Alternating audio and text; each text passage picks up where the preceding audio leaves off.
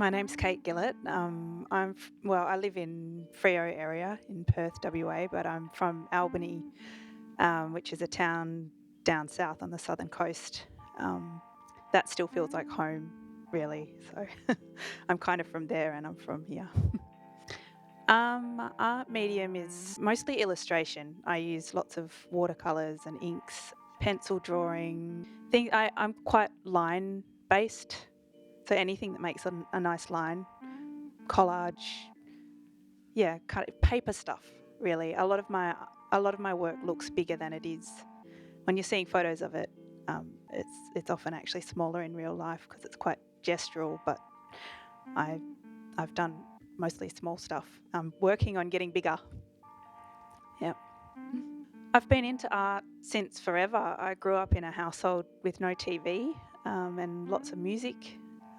I've got three brothers and we're all into art and music and creative stuff. So I think we just a home that fostered creativity and that's just kept going for all of us, really.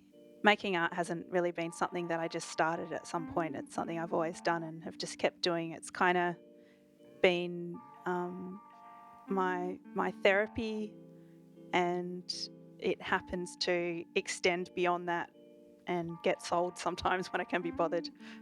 Yeah. I don't think I have a proudest artwork, that I've done.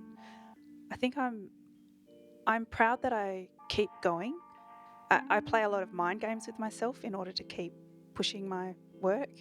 You kind of have to get a little bit skilled at turning the volume up or down on your critical voice. Sometimes it's useful to critique your work, and sometimes you need to turn the volume on that voice right down in order to experiment and do things that don't look good, but you learn stuff along the way. So I'm proud of kind of the brain work that I've done through art. I'm proud of my process. I'm proud that I stick at it.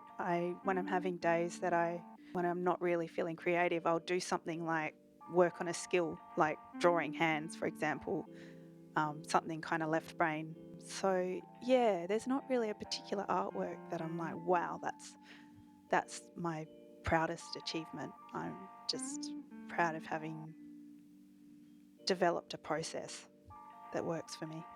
I think art making is a skill like anything else. I often hear people say, "Oh, I wish I was good at art, but I'm just not creative." And I think that's not the point to me. I think you have to be able to tolerate failure and things not working out the way you want them to, or being unskilled at something in order to get better at it.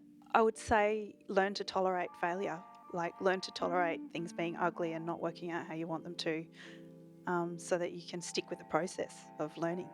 I really struggle to market myself.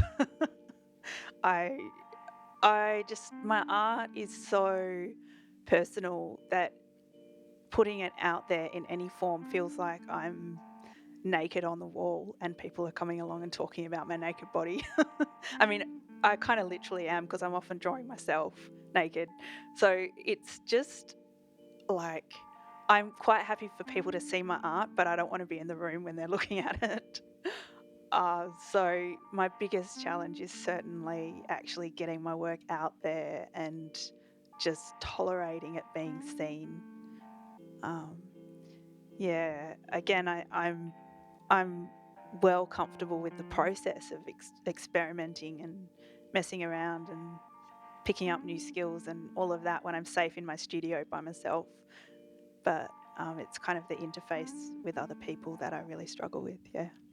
Well, I've spent most of my life drawing myself. Art has been kind of like a journaling process for me. So I'll often draw how I'm feeling, and then I get to step back and be the witness. And we'll often get some insight by looking at what I've just drawn and kind of go, oh yeah, of course you're bent over in grief, or you're jumping around in happiness, or whatever. I would like to explore drawing other people a bit more. I've often struggled with getting the same kind of feeling into the work when it's about other people, because I guess it's not coming from right in here. Um, And then skills-wise, the last few years I've been trying to do more tonal work. I'm really comfortable with lines, but I'm trying to extend my skill set a bit more and get into some deeper tones. Yeah.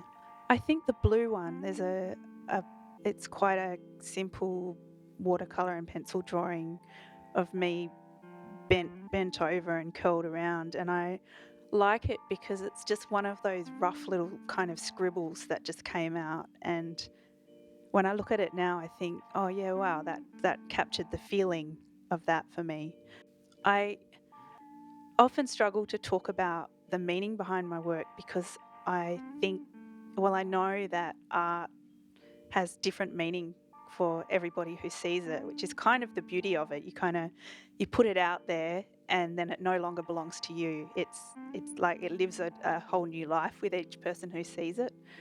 So I really enjoy the way that people interpret art differently, and it seems to move people in different ways and connect to different things within them.